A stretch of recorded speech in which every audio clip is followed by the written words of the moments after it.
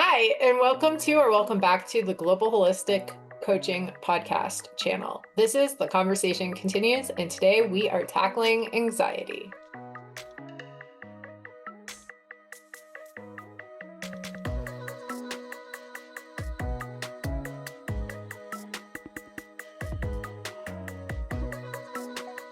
Okay, so in my line of work, I think that probably we've seen almost like epidemic levels of anxiety since COVID. And now, with everything going on in the world, there's so much fear and there's so much anxiety and there's so much worry.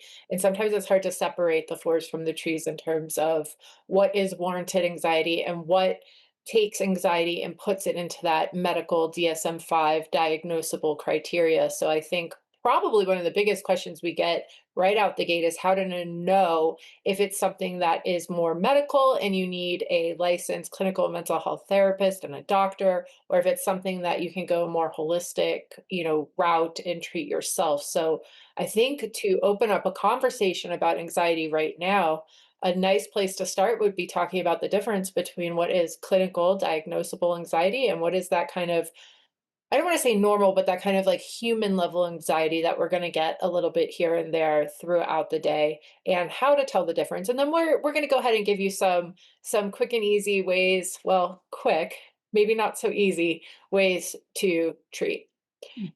So, I could start out maybe from the clinical side, and then you could tell me your experience in the coaching side. What do you think of that? I think that would be most beneficial for everyone if they can hear the difference. So go ahead and start with the clinical side. Okay, so mm, the most common forms of clinical anxiety that we see, I'm going to put them in categories. I'm going to call one generalized anxiety disorder, and that is a DSM-5 classified disorder. The generalized anxiety disorder typically comes with over ruminating, over worrying. So it's hard to separate the forest from the trees sometimes because you might think you're somebody who just kind of runs a little hot in terms of what you think about. But it's something that these thoughts are so intrusive that it gets into the body in a way that it interferes with your quality of life. So that would be like that test number one, like, is this clinical? Is this getting into diagnosable generalized anxiety disorder? Um, in the anxiety disorders, another very common one is social anxiety disorder. And social anxiety disorders, when you get a lot of symptoms of fear in the body around social events, but sometimes even just like picking up the phone and ordering a pizza, so it doesn't have to be a meaningful social interaction. It's interacting with other humans. It's almost like the deep down fear of being judged, which we all have, but if you take that and magnified it by like 1,000.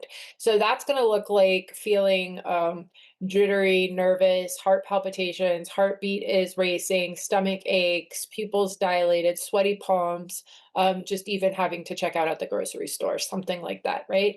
And those symptoms that I just described, those physical symptoms, will also accompany generalized anxiety disorder. But generalized anxiety disorder is more like you are terrified in your body, but there's nothing real happening that you're scared about, but you can search for something in your brain that you are getting worried about that hasn't happened or may never happen. And that's going to be your justification, where social anxiety is going to come from the fear of actually having face-to-face contact with somebody. So that's another very common one that we see. Unfortunately, we see a lot of PTSD, and I get this question a lot of how to know what's anxiety disorder and how to know what's related to previous trauma and how to know if something that you've been through in life is hard versus it's traumatic.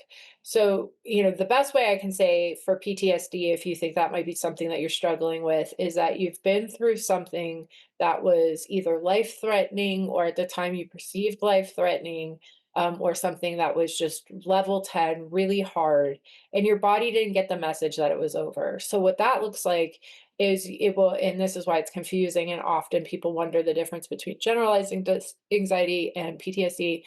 is that the symptoms can mimic generalized anxiety disorder. Your heart's racing, your palms are sweaty, you can't eat. It can be accompanied with panic attacks and panic disorder and panic attacks. We're going to put over here because that's actually something different. I would probably have to need a different video to talk about that. But that suffocating feeling, your flight, fight, freeze is activated in the body. Your sympathetic nervous system is on, high alert. But there's nothing actually wrong. You're actually safe. It's just your body didn't get the memo. You're safe. So it's almost like think about your body not getting the time memo that time has gone on from this event and that you're okay now. So it dysregulates the system. So you're kind of activated for fight or flight, even when you don't need to be. So that's kind of PTSD. And then I would say that the other big one is physiological. So what we look at for physiological anxiety is when it's related to maybe something like an autoimmune disorder or thyroid disorder. So that's something where the body is actually dysregulated, and so that's where you would treat with different kinds of medicines, different kind of dietary supplements. Sometimes it doesn't even need to be autoimmune or thyroid. It can be something in your diet that is throwing your system off. And it also could be hormone dysregulation. That's one we see a lot. So that's where it's not psychological, it's actually physiological. So it's in your body is dysregulated, and your body is mimicking symptoms of fight, flight, freeze, but there's a medical reason for it. So this is why, out the gate, why it's so important to meet with a medical professional to help you kind of figure out which lane you're in, because Yeah. you might just be in a lane of it's not diagnosable, it's not medical, it's just that kind of appropriate level of worry. And if you're in, and then I'll kind of pass the torch to you to talk about in coaching world, what you see for the day-to-day worry, but that's going to be running through the lens with the average person be feeling the level of intensity I'm feeling about the situation that I'm in right now. If the answer is yes, you're within the scope of welcome to the human experience. We're all going to have days where we're more stressed out or we have a little bit of fear. We're not talking about getting nervous about having to give a speech, right? That's not going to fall into a clinical diagnosable category. We all get nervous when we have to give a speech or when we're going for a job interview or we're meeting someone for the first time. So I think that's a very helpful lens to run it through, is what the average person in this situation be feeling the degree of physiological symptoms in the body that I'm feeling right now because of the external circumstance I'm in. Because sometimes life is stressful and sometimes there are legitimate things to worry about. Okay, so that was kind of a mouthful, very quick rundown of not all of the anxiety disorders, just a couple of the big ones that we see. And my interpretation of how to kind of start to run it down of, is this more medical professional? Is this more, something that I can treat with exercise and meditation and those kind of things? Yeah, thanks, Gina. That was extremely helpful. With my experience over the decades, I've really been helping people with manageable anxiety. And I think that's what you were talking about as far as, being very general with the general public. And, usually how you can tell the difference is, well, what I've done with my coaching is offer tools to help. And if it becomes manageable, then we know that it works. And if something is not manageable, I'll usually, I won't give something too long, but I'll usually invite, my clients to give something a try, for maybe a month to 6 weeks. And, if we're not seeing some results even after, 2 weeks, uh, then we try a few other things after a month to 6 weeks. If I'm not really seeing some results, then I'm going to offer, perhaps they need some different tools other than coaching. What I have found, though, is that 95% of the time, what coaching has to offer works. And it really is, first and foremost, recognizing an outlet. So I like to use the analogy of a garbage can, and if you have a garbage can under your sink, and let's say you have a bunch of garbage that you want to put in the trash can, and you open the door and the garbage can's full, you're going to think there's too much garbage. But it's not necessarily that, it's that you didn't empty your trash can. And if you empty that trash can, you can keep adding garbage.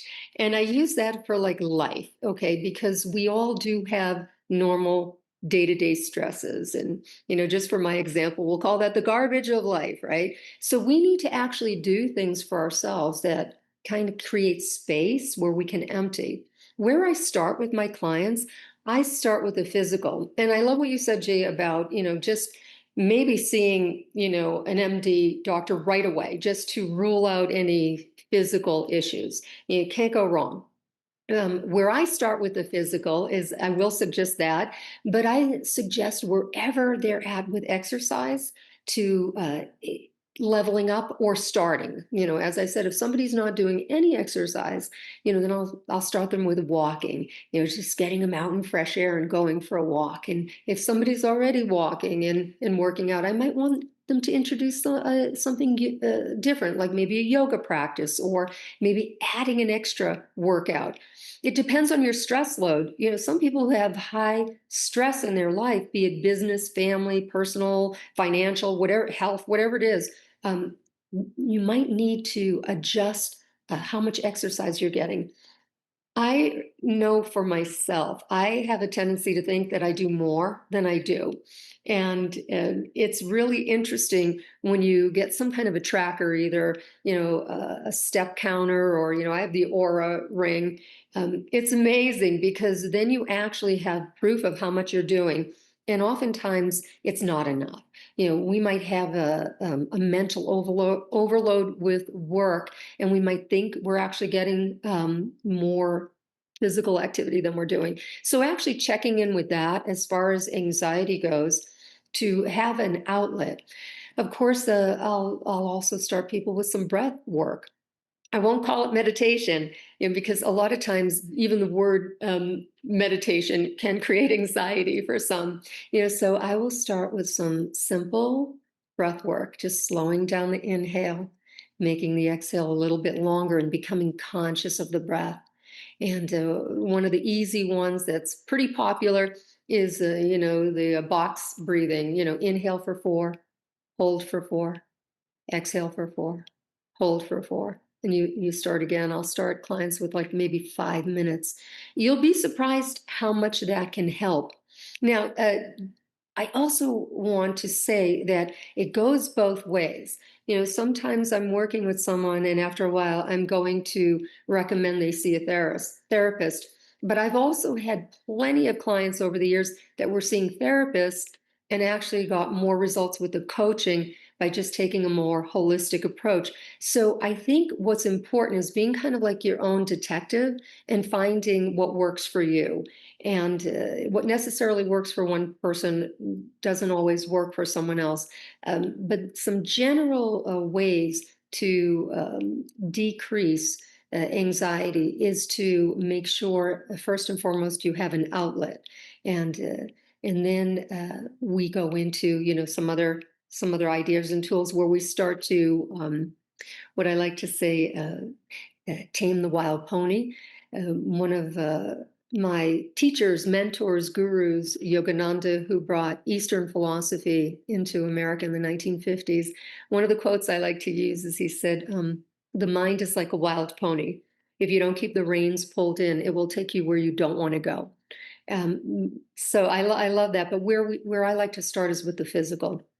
Gina, did you want to add to that before we go any further? So, I love that we started with kind of an assessment of, is this clinical or is this kind of typical human stress, right? And we wouldn't even really use the word anxiety if it's kind of day-to-day stress. We might go into the category of stress. Why you would want to get with somebody A who is. lot of people use the word anxiety, just because it's kind of a trending word. So, thank you for that. Yeah.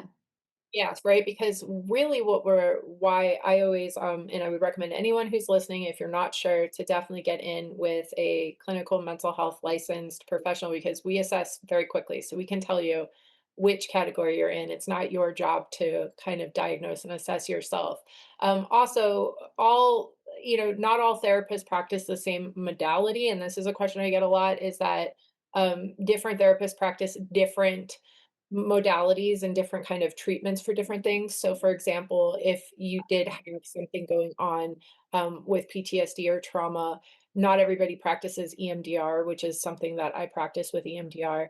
And I love treating trauma with EMDR, but not everybody does, right? So you're going to want to kind of interview and kind of figure out which treatment path. And what coaching overlaps with a lot with therapy is what's called mindfulness based stress reduction.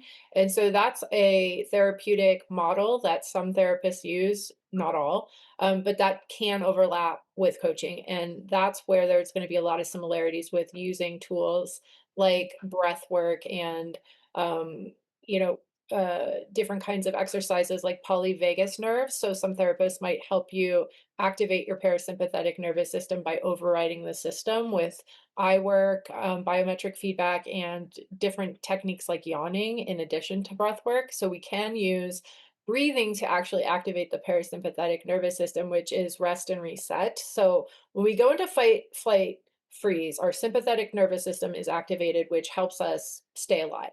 When you really think about the brain is wired to keep you alive and keep you safe, not necessarily to make you happy. Okay. So this idea of happiness is a new modern idea for us, like how to live our best life and how to override kind of our evolutionary biological reactions. And that's what in our course, in the global holistic course, we teach self-awareness first, because in order to get to happy and override that kind of animalistic evolutionary reaction, we have to be self-aware. We have to know what's happening. And to some degree, it's what we're talking about today, be able to assess in real time, like why you're being activated, why you're being triggered, if there's a real threat, if something's out of whack in the system, or if this is just like your window of tolerance is like this big because you had a hard week and just everything is stressing you out, right? So that's why self-awareness is going to be so important. And that's why in our course that the essentials course that we teach, and the next one is actually coming up soon if you're interested, we spend a lot of time helping you figure out you, right? And that's where I always tell people we're teaching you how to be your own existential detective, because we're teaching you how to know which lane you're in and what kind of help and support you need before you can then go out and help others do the same. So this is a very big world that we're talking about here. So we're going to just kind of give you a couple of examples of what you could do to help bring down anxiety. So we talked about meditation, and I love using the Navy SEALs box breathing technique, because the Navy SEALs use it, which was the box breathing that my mom just talked about. But that's one of my favorites that I use. Yawning to activate the parasympathetic nervous system. Tapping, right? We can right, left. Anything that gets the right side, left side can activate the parasympathetic nervous system. And these are good tools for anybody. Anybody who's just stressed out, your window of tolerance is kind of this big. We've talked about the window of tolerance before on this channel, and that's basically an assessment of where you're at today. Like your window of tolerance is big. It's like whatever life is coming at me, I can handle. When your window of tolerance, because you had a rough week, your tire exploded, maybe your pipe burst, maybe you got in a fight with your neighbor, some things like this, your window of tolerance is smaller. You're going to maybe need the breath work to help expand your window of tolerance so you can be your best version when life comes at you. So those are kind of some cheats to activate the parasympathetic nervous system. But let's say you're in the more assessment, generalized anxiety disorder, clinical. You're somebody who ruminates. You're having a hard time not thinking about the worst case scenario. There's an exercise that some clinicians use, which will basically start to train your brain to give yourself permission once a day to worry. And so, what that would look like is that once a day, and you would do this for about 30 days, you would give yourself 10 to 15 minutes. You would set a timer, you would get a pen and a piece of paper, and you would write down everything you're worried about. You would just give yourself permission to worry. And then when the timer was off, you would put the paper to the side and you would go about the rest of your day. And if something comes up, you're going to say, nope, that's for worry time tomorrow. I can write that down tomorrow. Because a big part of this work is saying to yourself, I'm not ignoring the system. Because when you think about, and I don't want to like over nerd this, But when you think about why we worry, it's because our brains are trying to problem solve in real time, right? So we can't just shut it down. We can't just ignore that because our brains are designed to problem solve. So sometimes our brains create problems that aren't real, so it can practice problem solving, and our brain thinks when this thing doesn't happen, it's because we worried about it. It's because we took the time and we thought through it, and that's why it didn't happen. But in reality, we worried for really nothing, and we created a problem solving loop, but we can be grateful for that because we're getting better at problem solving.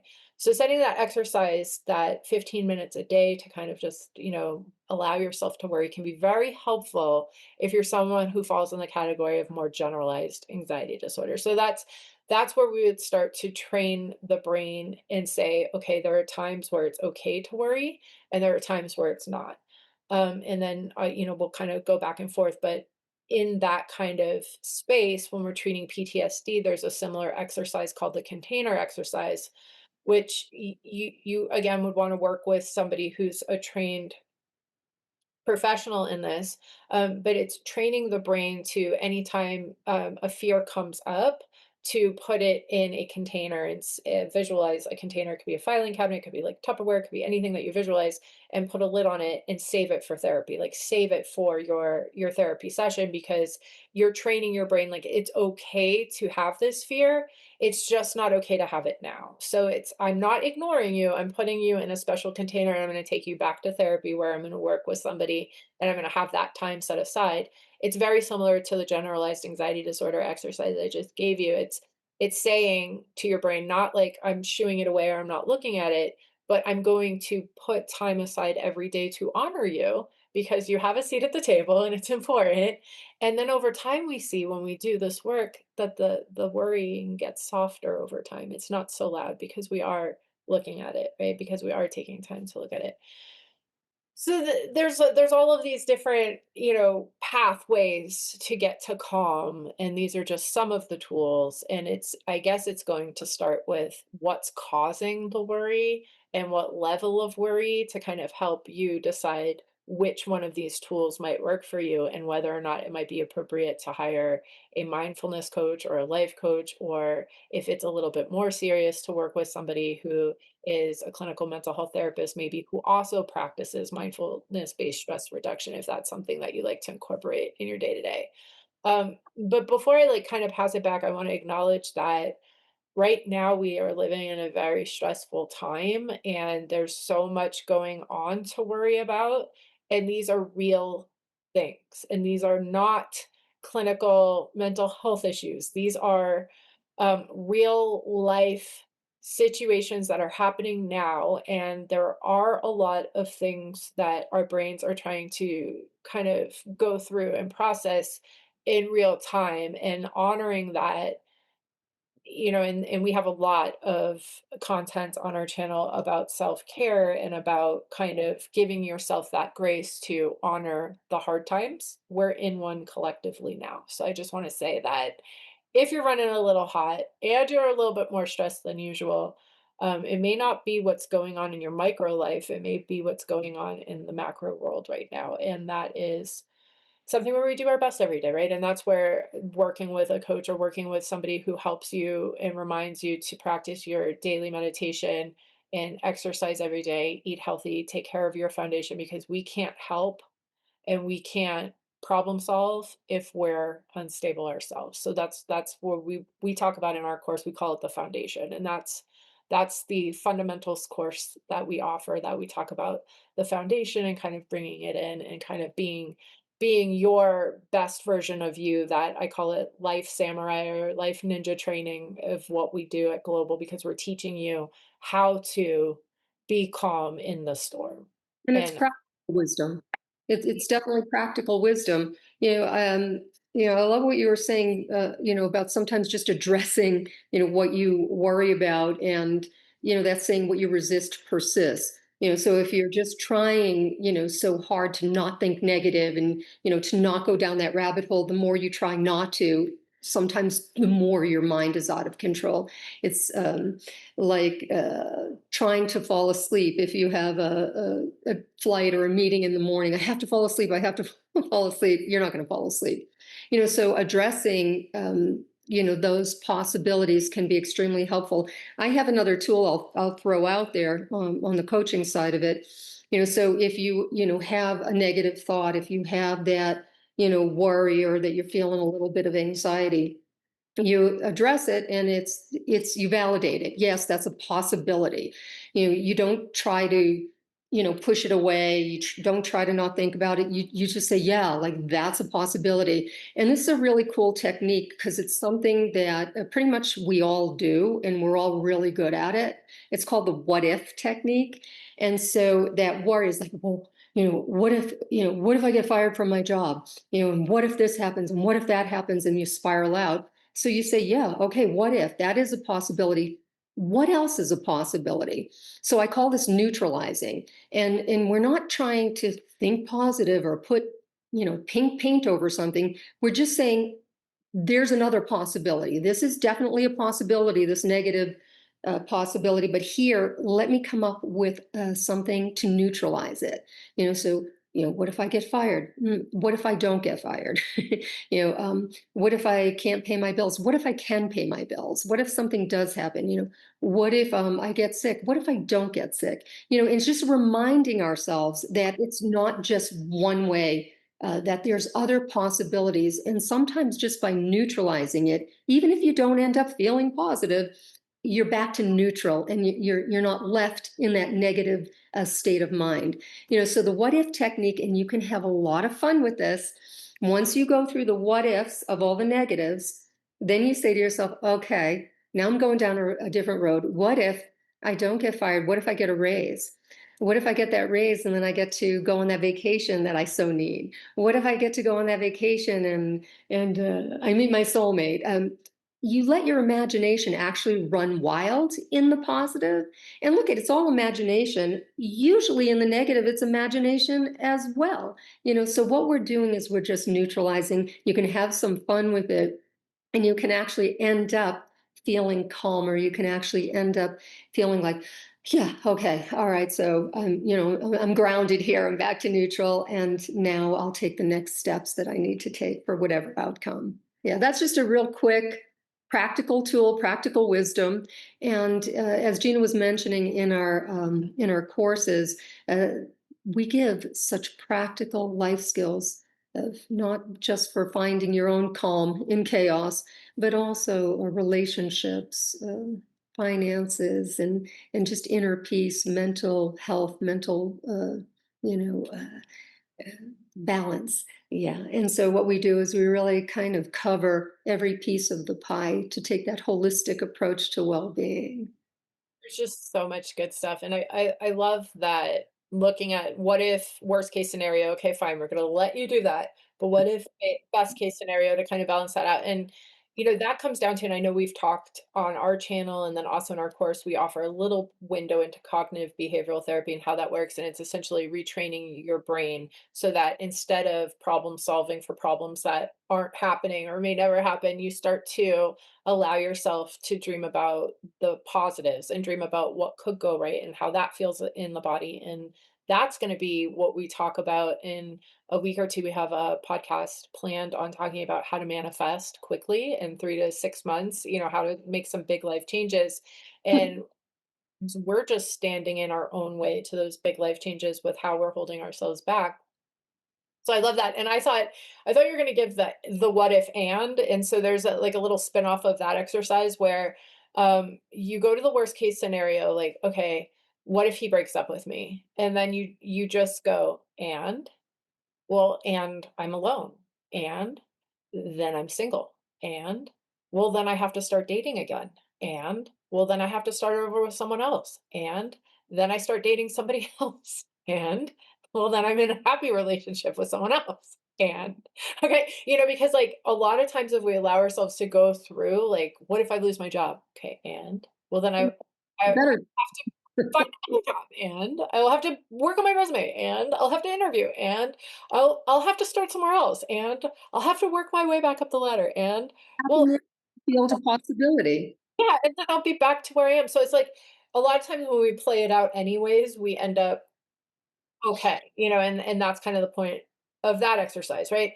So, before we leave, it occurred to me that we've given some great exercises for like just that kind of everyday stress, an exercise for generalized anxiety, and an exercise for PTSD. And I just wanted to leave on a note about social anxiety, or that kind of anxiety that holds you back in life. And I just wanted to say that when we're feeling fear over doing something, let's say like giving a speech, or talking to the cute person in our class that we want to meet, we often misinterpret that fear as I shouldn't do that. And so, what I call feel the fear and do it anyways exercise is a resilience building technique to help you kind of build that muscle of feeling the fear and doing it anyways. And what we know over time is that we are very resilient as humans. We're very resilient. And we also know that giving a speech is never going to kill us, right? Or something like that, or like applying for the job. Like the fact that we get so scared is an evolutionary reaction that has just gotten out of control.